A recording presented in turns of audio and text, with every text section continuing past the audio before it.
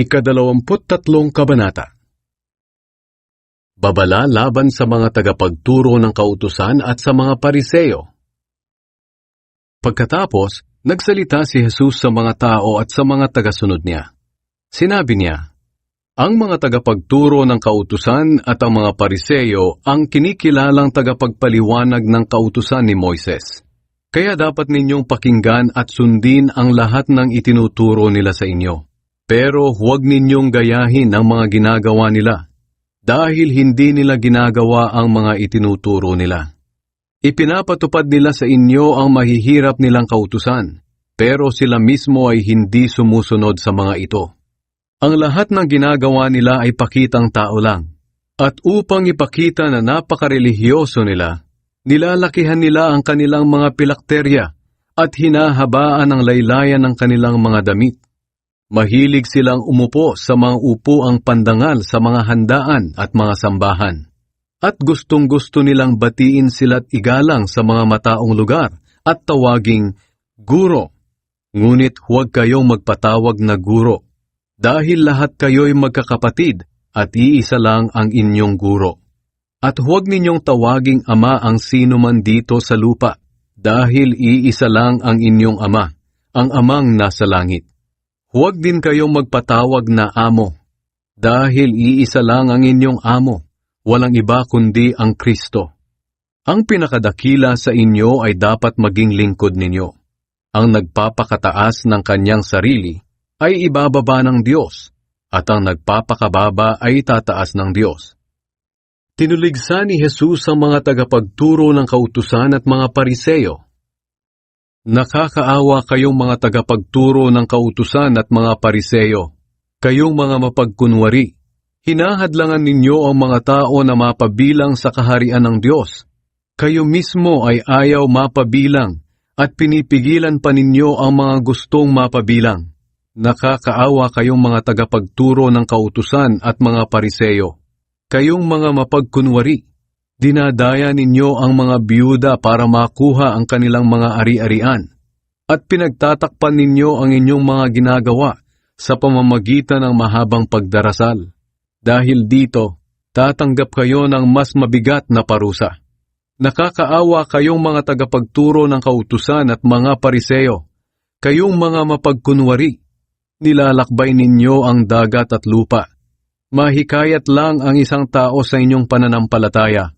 At kapag may nahikayat na kayo, ginagawa ninyo siyang mas masahol pa sa inyo at mas karapat-dapat pang parusahan sa impyerno. Kaawa-awa kayong mga bulag na taga-akay.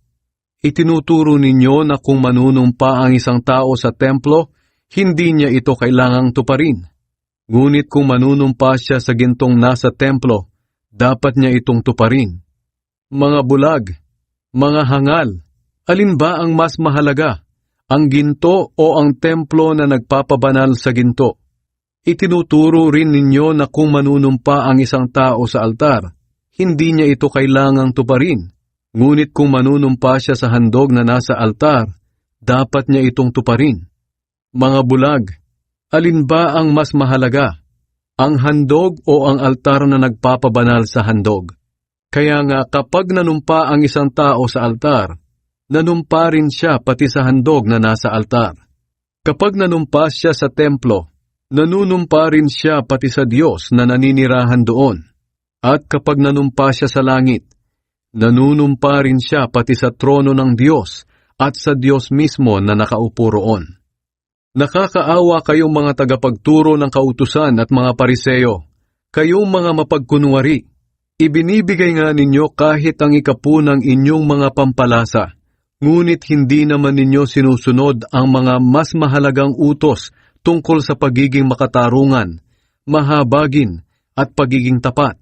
Dapat nga magbigay kayo ng inyong mga ikapu, pero huwag naman ninyong kaligtaang gawin ang mga mas mahalagang utos. Mga bulag na taga-akay, sinasala ninyo ang maliliit na insekto sa inyong inumin, pero lumululon naman kayo ng kamelyo. Nakakaawa kayong mga tagapagturo ng kautusan at mga Pariseo, kayong mga mapagkunwari.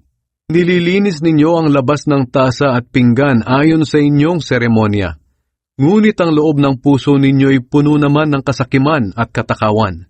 Mga bulag na Pariseo, linisin muna ninyo ang loob ng tasa at baso, at magiging malinis din ang labas nito.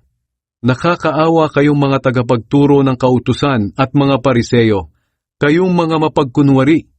Katulad kayo ng mga libingang pininturahan ng puti at magandang tingnan sa labas. Pero ang nasa loob ay puro kalansay at iba pang maruruming bagay. Ganyan-ganyan kayo, dahil kung masdan kayo ng mga tao'y parang tama ang ginagawa ninyo, pero sa loob ninyo'y puno kayo ng pagkukunwari at kasalanan. Sinabi ni Jesus ang kanilang kaparusahan.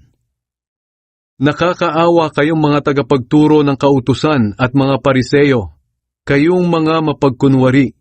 Ipinapaayos ninyo ang mga libingan ng mga propeta at ng mga taong matuwid, at pinagaganda ninyo ang mga ito. At sinasabi ninyo na kung buhay sana kayo sa panahon ng inyong mga ninuno, hindi ninyo papatayin ang mga propeta tulad ng ginawa nila. Kung ganoon, inaamin nga ninyo na lahi kayo ng mga taong pumatay sa mga propeta. Sige, tapusin nyo ang sinimulan ng inyong mga ninuno. Mga ahas, lahi kayo ng mga ulupong, hindi nyo matatakasan ang kaparusahan sa impyerno. Kaya makinig kayo. Magpapadala ako sa inyo ng mga propeta, marurunong na tao at mga guro. Papatayin ninyo ang ilan sa kanila, at ang iba'y ipapako sa krus. Ang iba'y hahagupitin ninyo sa inyong sambahan, at uusigin ninyo sila saang lugar man sila pumunta. Dahil dito, mananagot kayo sa pagpatay sa lahat ng taong matuwid, mula kay Abel hanggang kay Zacarias na anak ni Berekia, na pinatay ninyo sa pagitan ng templo at ng altar. Talagang kayong mga nabubuhay sa panahong ito ang mananagot sa lahat ng mga kasalanang ito. Kayong mga taga-Jerusalem, binabato ninyo at pinapatay ang mga propeta na sinugo ng Diyos sa inyo. Maraming beses ko na kayong gustong tipunin at alagaan, gaya ng isang inahing manok na nagtitipon at nagkakanlong ng kanyang mga sisiw sa ilalim ng kanyang mga pakpak, pero ayaw ninyo.